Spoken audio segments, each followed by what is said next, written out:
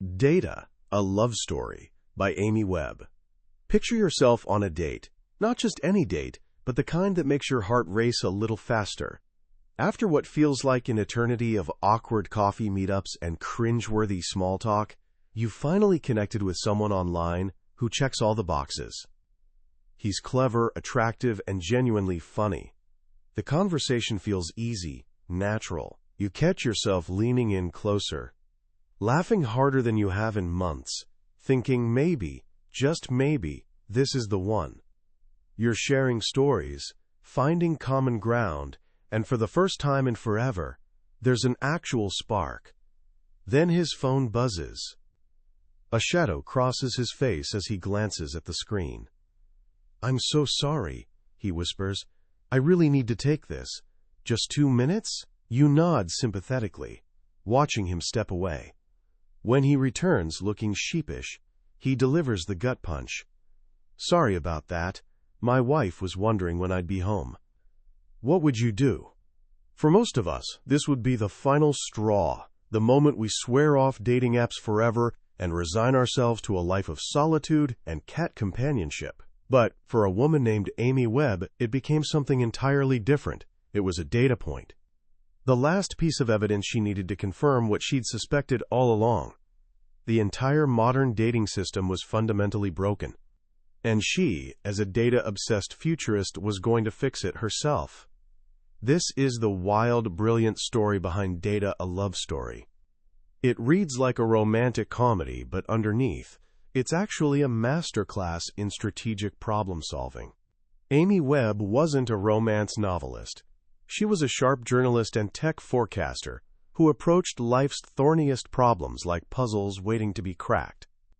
And her most challenging puzzle? Finding love. When the algorithms powering dating sites failed to deliver her perfect match, she decided to build her own. Today, I'm going to walk you through how she literally reverse-engineered her love life. This isn't just about finding a romantic partner. It's a fascinating exploration of how to define what you truly want from life, how to become the kind of person who can attract it, and how to use logic and data to achieve something most people leave entirely to luck and happenstance. By the time we're done, you'll understand the secret to finding your needle in the world's most overwhelming haystack.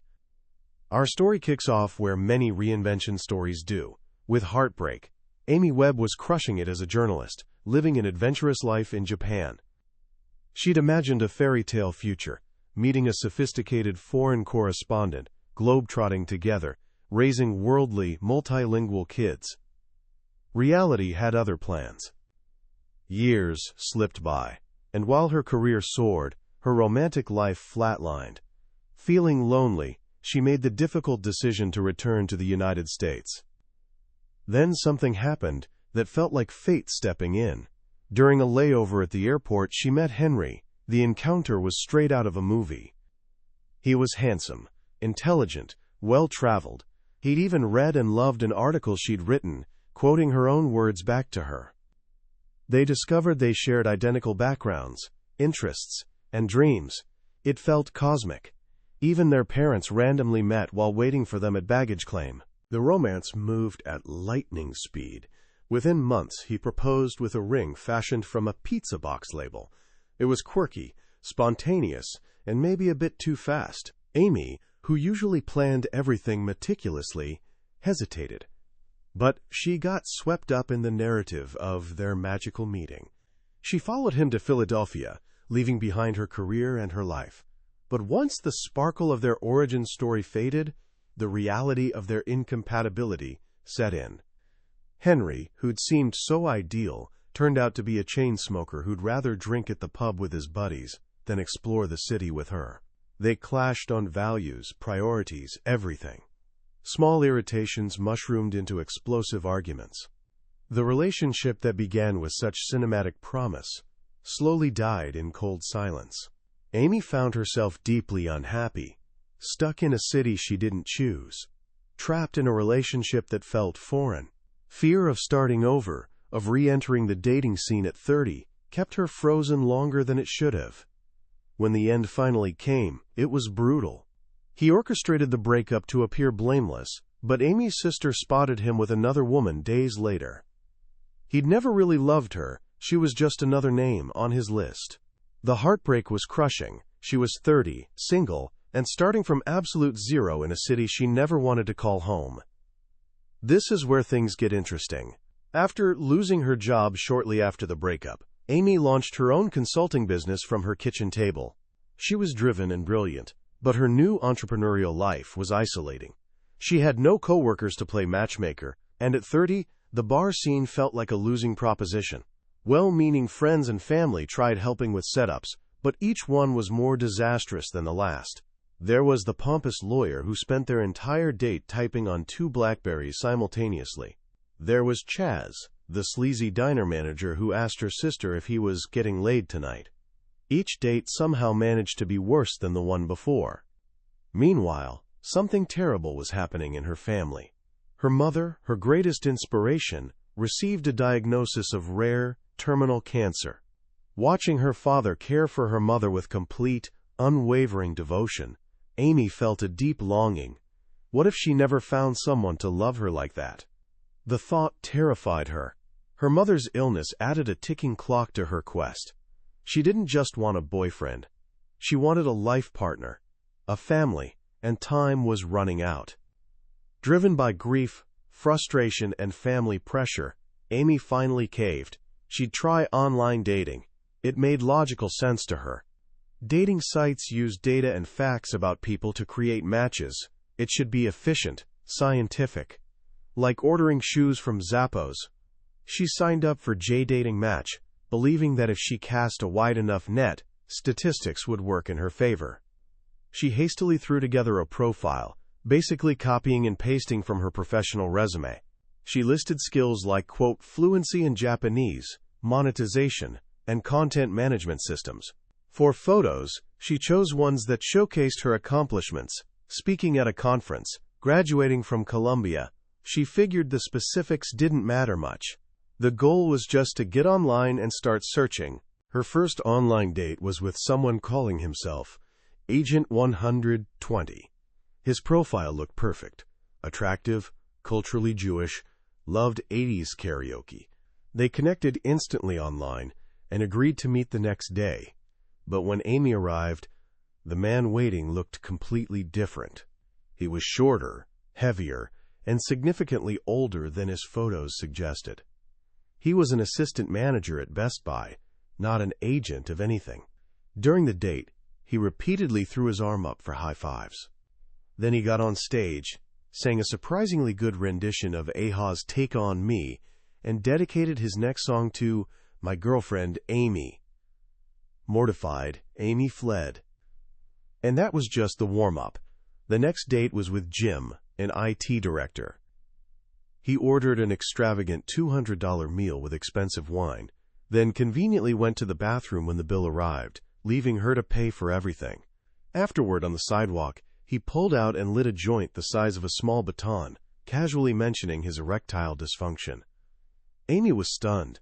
These weren't just bad dates. They were spectacularly, almost impressively awful. The algorithms weren't working. The system wasn't filtering for quality matches. It was just delivering a higher volume of terrible ones. To cope, and to prove to her skeptical family that she wasn't being unreasonably picky, Amy turned to what she knew best: data collection. She started bringing her laptop on dates. She created an email template with a rating system, and every 20 minutes, she'd excuse herself to the bathroom to send real-time updates to her friends and family. She tracked everything: high fives, inappropriate sexual comments, units of alcohol consumed per 20-minute interval, misused vocabulary words. She was building a comprehensive spreadsheet of dating disasters. She wasn't the problem, she concluded. The men of Philadelphia were.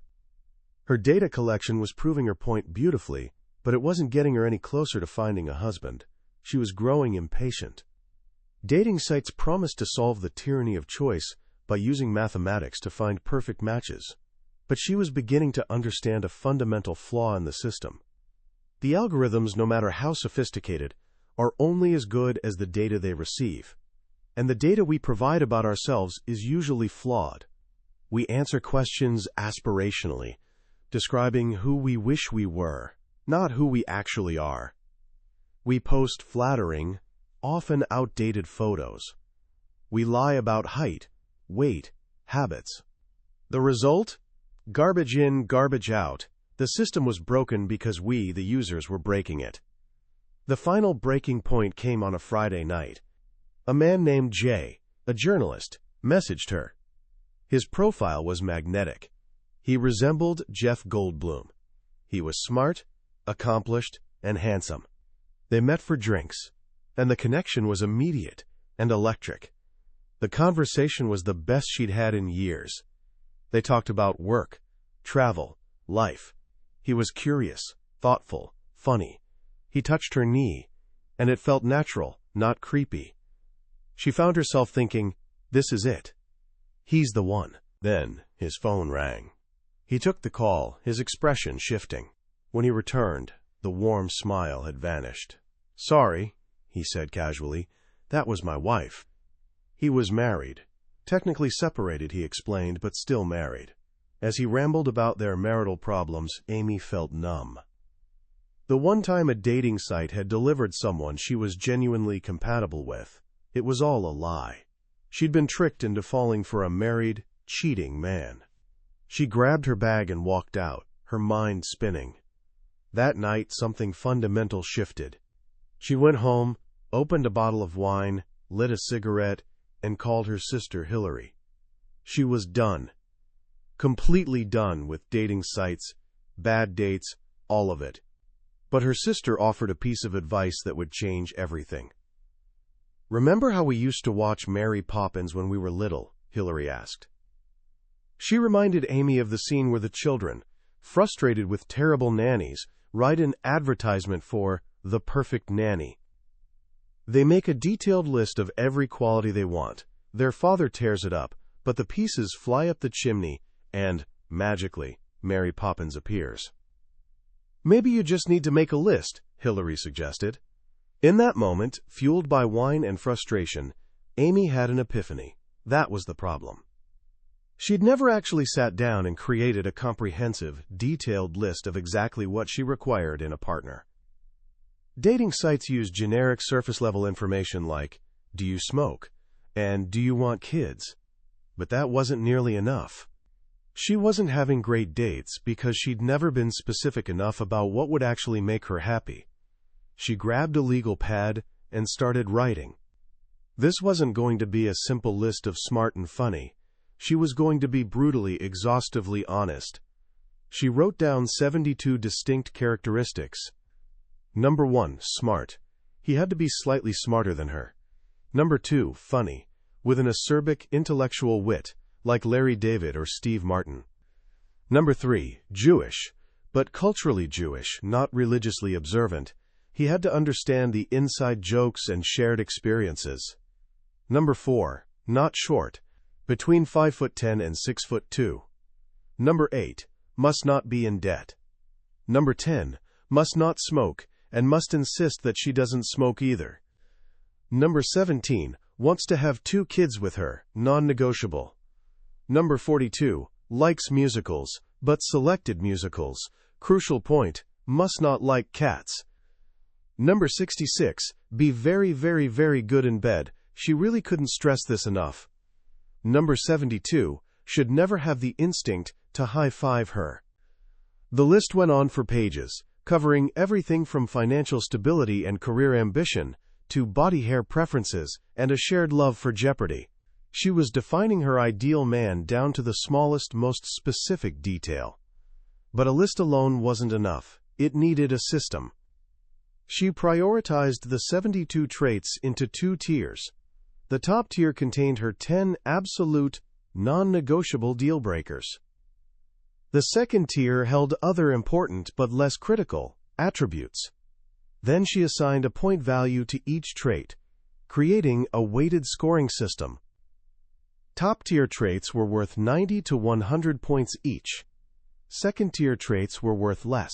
From that moment forward, she made an ironclad rule. She would not go on a date with any man unless he scored a minimum of 700 points based on his profile and their initial online conversations. To even be considered for a serious relationship, he'd have to score at least 1,000 points. She'd moved from passive hoping to active, data-driven strategy.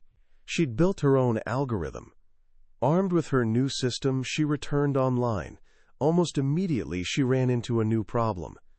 She found a profile for someone called Jewish Doc 57. He was a plastic surgeon, handsome, well-traveled, with dark, curly hair. He was perfect. He scored over 700 points instantly. He was, on paper, the man she'd just designed. But then she looked at herself in the mirror. Her hair was frizzy. She'd gained a few pounds. She was wearing old yoga pants and a faded hoodie. She realized, with a sinking feeling, that while she'd found her perfect match, she wasn't a match for him. He'd never choose her profile from the sea of other women on the site.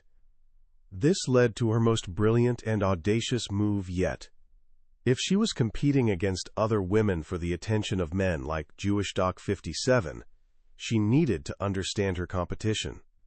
She needed to know what they looked like, how they wrote their profiles, and how they communicated.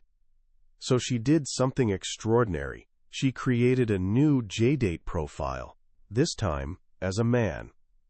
Actually, she didn't just create one man. She created a minyan, a group of 10 fake male profiles. Each one was an archetype of her ideal man, meticulously designed to score highly on her own system. There was Lawman 2346, a handsome litigation attorney. There was Professor Andy, a bald, brilliant investment banker. She bought stock photos for their faces. She wrote detailed backstories for each one. Then she unleashed them onto JDate. The response was immediate and overwhelming. Within hours, her inboxes flooded with messages from women. She had 37 messages by the first morning. Her experiment was working perfectly. For the next month, she lived a secret double life. By day, she was Amy Webb, consultant. By night, she was 10 different men, interacting with 96 different women. She followed strict ethical rules. She never initiated contact. She only replied to women who messaged her first, and she capped all interactions at 3 messages to avoid leading anyone on. Her goal wasn't to deceive these women. It was to collect data. She analyzed everything: the vocabulary they used, the length of their profiles, the types of photos they posted, their response times, and how they flirted. What she discovered was a hidden code, an unwritten set of rules that the most popular women on the site were following, perhaps without even consciously realizing it. She learned that successful profiles were short and punchy, under 100 words. They used optimistic, aspirational language. Words like fun, love, laugh, outgoing, and laid back appeared repeatedly. They projected an image of being easygoing and happy. In contrast, her own profile had been nearly 900 words long, stuffed with professional jargon that made her sound intimidating rather than approachable. She learned that successful women almost never talked about their jobs in detail. They kept it vague, focusing instead on hobbies and what they wanted to do in the future with a partner. She learned about photos. The most popular women showed some skin, bare arms at minimum, often a tasteful amount of cleavage. Their photos were well lit, often taken outdoors during the golden hour, just before sunset. They weren't stiffly smiling for the camera. They looked like they'd just finished laughing. They looked happy, spontaneous, and approachable. Her own photos, by contrast, were stuffy and corporate.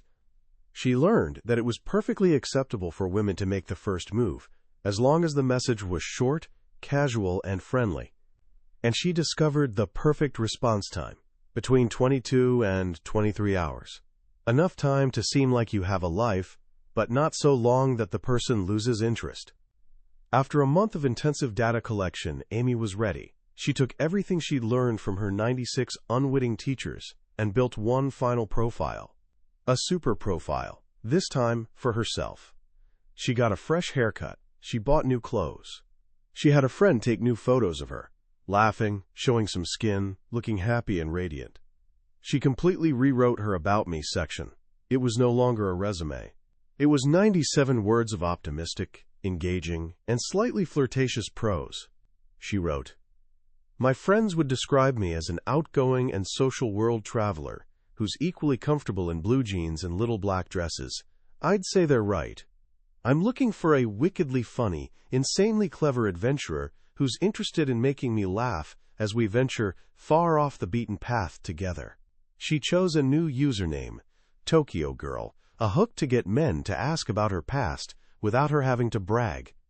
She'd transformed herself from an intimidating academic into a fun, outgoing, mysterious woman.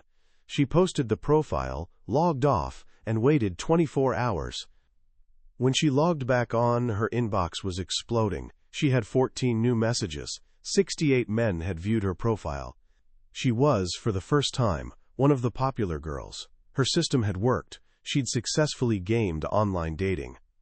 But the work wasn't finished. Now she had to apply her scoring system. She corresponded with over 24 men, but none crossed the 700-point threshold for a first date. Weeks passed. Her family and friends grew impatient. "You won," Hillary told her. "Now go have some fun." But Amy held firm. This wasn't about finding a date. It was about finding the right date. She was about to lose hope when she had one final idea. She'd limited her search to men within 15 miles of her home. What if she expanded the radius?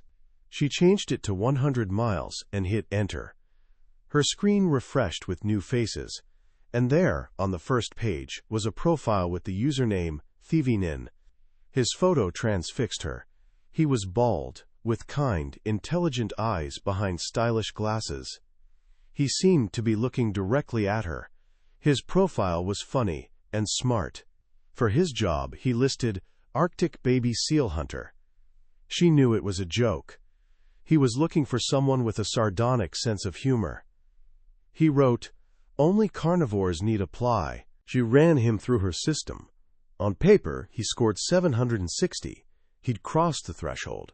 She sent him a message, her first and only one. The subject line, "Does it taste like chicken?" He wrote back almost immediately, "Yes, yes, it does." His name was Brian. They exchanged emails and instant messages for weeks. Amy stuck religiously to her rules, carefully pacing their communication. The chemistry was undeniable. He was witty, intelligent, and kind. He was an optometrist, not a seal hunter. One day he asked if he could call her. They spoke on the phone, and his voice was as warm and friendly as his writing. He asked her out. Their first date was beautifully, imperfectly perfect. Amy, nervous and overheated from her walk to the museum, had a panic attack and broke out in hives. Brian, upon seeing a plastinated human body, with its genitals displayed, had a vasovagal response and nearly fainted. They sat together on a bench, a mess of hives and lightheadedness, and laughed. "So we have a pretty fantastic first date story," he said. It was her last first date. When she rescored him after that date, his points had jumped significantly. They continued seeing each other. On their fifth date, she brought a file folder with her. Inside was a copy of her original 72-point list and his scorecard. She told him everything. The experiment, the fake profiles, the scoring system. She held her breath, waiting for him to be horrified and run. But Brian didn't run. He looked at the list, which described him with almost psychic accuracy, and his first reaction was, "Hey, that's a pretty good idea." He understood. He saw it not as crazy, but as a brilliant example of creative problem-solving. He saw her. Their love story unfolded beautifully from there. He took her on thoughtful dates, learned her favorite dishes, and swept her off her feet. On a trip to Petra, Jordan, a place she dreamed of visiting her entire life, he got down on one knee and asked her to marry him. She'd found her needle in the haystack, not by waiting passively for fate, but by hacking the haystack itself. So, what can we actually take away from this incredible story? On the surface, it's a modern romance, proof that there really is someone for everyone. But dig a little deeper, and the lesson becomes far more profound. applicable to so much more than just dating. The most powerful idea in this book is the simple act of creating the list. Think about how most of us approach our biggest goals. We have vague ideas of what we want. We want to go to a good college. We want to find a fulfilling career. We want to be happy. But these are just fuzzy daydreams. Amy Webb's journey teaches us that clarity is power. By forcing herself to define, with painstaking detail, exactly what her ideal partner looked like, she wasn't being unreasonably picky. She was creating a blueprint. She was turning a wish into an actionable project. This is a lesson you can apply to your life immediately. You're at an age where you're facing huge decisions. Instead of just aiming for a good college, what if you made a list of 50 things you require from your college experience? Not just academics, but the culture, the location, the types of professors, the opportunities for adventure and growth. What if you did the same for the career you want to build, or the friendships you want to cultivate? The simple act of writing it down forces you to move from passive wanting to active seeking. It gives you a filter to run all future opportunities through. The second lesson is what I call the mirror of truth. It's that pivotal moment when Amy found her perfect man on paper, only to realize she wasn't yet the woman who could attract him. This is a deeply humbling but essential part of any meaningful journey. It's not enough to know what you want. You must also ask yourself, who do I need to become to achieve this? Amy didn't just sit back hoping Jewish Doc 57 would see her inner beauty. She took an honest, unflinching look at herself, identified the gap between who she was and who she needed to be, and then she got to work. She went to the gym, learned how to present herself better, and built her super profile. She engineered her own transformation. This isn't about changing who you fundamentally are. It's about presenting the best version of yourself to the world. It's about smart marketing. Whether you're writing a college application, crafting a resume, or yes, creating a dating profile, you're telling a story about yourself. Amy's experiment teaches us to be conscious, strategic storytellers. To understand our audience, what they're looking for, what language resonates with them, and to craft our narrative in a way that connects. Ultimately, Data: A Love Story is a story of empowerment. It's a rebellion against the idea that the most important things in life are left to random chance. Amy Webb was told, as we all are, to just be patient, that it will happen when you least expect it. She rejected that passive advice. She decided that hope is not a strategy. She used her unique gifts, her intellect, her analytical mind, her relentless determination, to take control of her own destiny. She reminds us that we're not passive passengers in our own lives. We're the architects. We can design the life and the love that we want.